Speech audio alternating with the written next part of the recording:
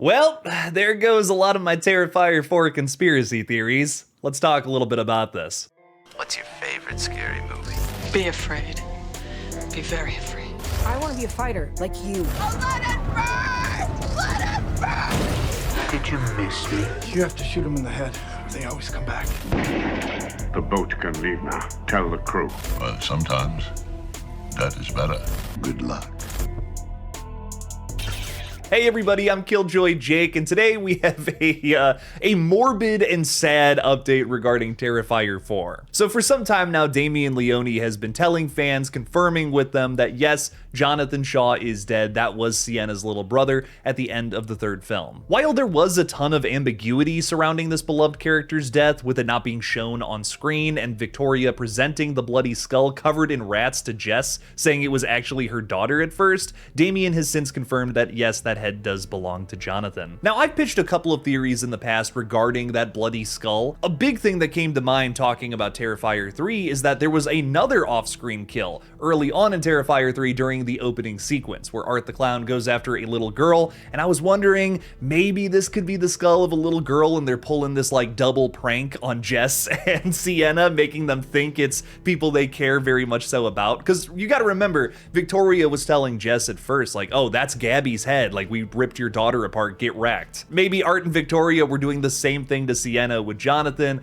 and actually using a decapitated head of the little girl from the opening scene. God, this video got dark fast, didn't it? Well, today's big update pretty much disproves that conspiracy theory. Funko has just unveiled their latest Terrifier 3 pop, Jonathan's decapitated head that even comes with glasses and a cute little rat. Damien Leone even reposted and tagged Elliot Fulham, who of course plays Jonathan in the movies in. It's almost this punch in the gut for fans of that character, but it is also very Terrifier in the way that they're darkly and in a very silly way presenting it. I would be shocked if any Terrifier fans were actually upset by the mean spirit of every single one of these movies. It's kind of a hard thing to miss with old Art the Clown.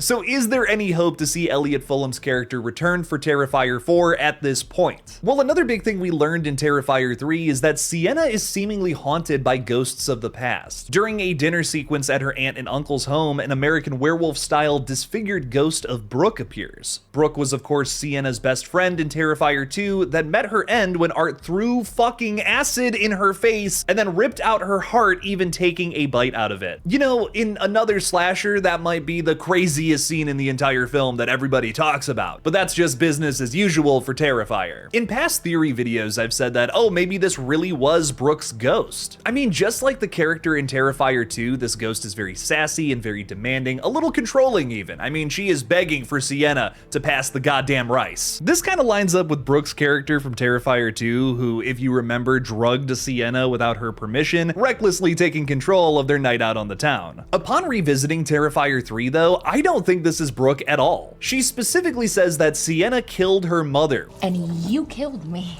Figure out which one. Just like you killed your mother. This is something that not only did Brooke never learn during the events of the second film, but was relayed to Sienna through the entity taking on the form of her mother. If you recall, there's a scene in Terrifier 2 where we actually get to see a clowned up Barbara jump scaring Sienna during a very silly and ridiculous scene. Again, lots of dark humor laced throughout this entire series, and this kind of feels like a little bit of a through line from that scene in Terrifier 2 to Terrifier 3 during this dinner sequence. I think that this scene is once again reinforcement that this entity can only take on the shape of Art's previous victims. It's also there to break down Sienna mentally, so that this entity can somehow get inside of Sienna's head, take out that opposite force to Art the Clown, that good angel essentially to Art's demon. Because, you know, if you're a demon in hell, you got nothing better to do. So bringing this all full circle here, I think Jonathan Shaw could come back, just, you know, not as the Jonathan we know him as, a more clowny and evil apparition of his previous self. But there is also a few other points to be made with this.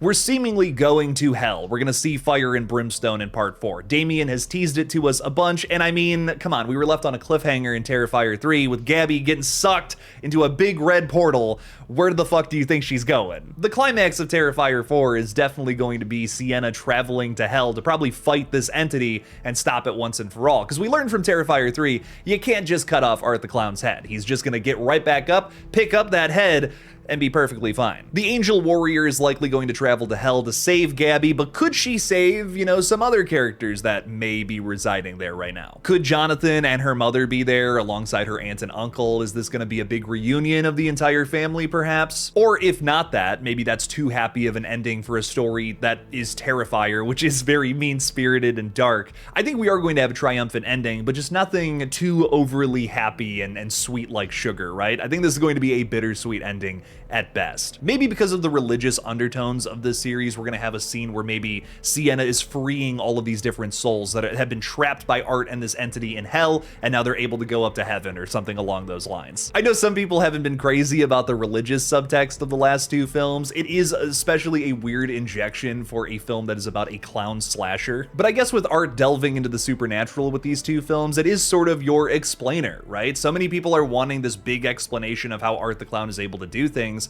but we've seen so much religious subtext in the background. If you want an answer right now, I think that's your first step towards getting it. Again, the point with all of this being, I think Jonathan Shaw is dead. I think he's been ripped apart off screen, which is a little disappointing for a character that holds so much emotional weight to him. But I think there's definitely a chance to still see this character on screen again, whether he's portraying the entity or if his soul is floating up to heaven alongside literally all of his other dead family members. Now, don't expect all of Art's previous victims to make cameos in Terrifier 4, considering some of the ongoing lawsuits right now. Something tells me some of our cast members from the first Terrifier film will not be present in whatever this next movie's about to be. Now, if you want to see Elliot Fulham in more horror projects, he's about to be in the final episode of season 3 of the Creep Tapes that premieres on September 15th. I think his episode is going to go live on Shudder or AMC Plus on September 29th specifically. It is the 6th and final episode of season 3, so we won't see it until a couple of weeks into the whole release schedule. They're doing 2 episodes of Creep Tapes a week, starting on September 15th,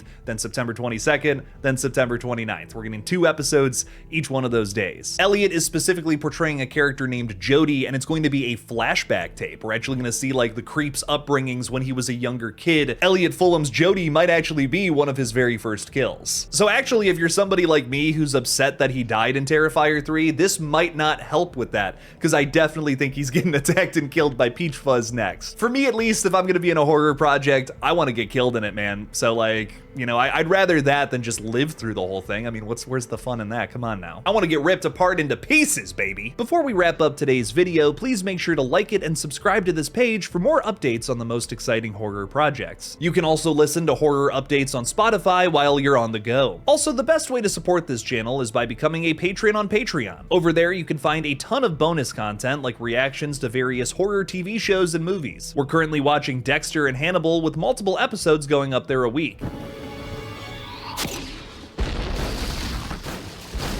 No, what? Check it out by clicking on the link in the description below. One final plug and I'll shut the heck up. Please make sure to also check out my film channel, Human Egg Productions, where we're currently posting horror and comedy short films. Hey, Daddy, I'm gonna rip your nutsack out of your asshole. See?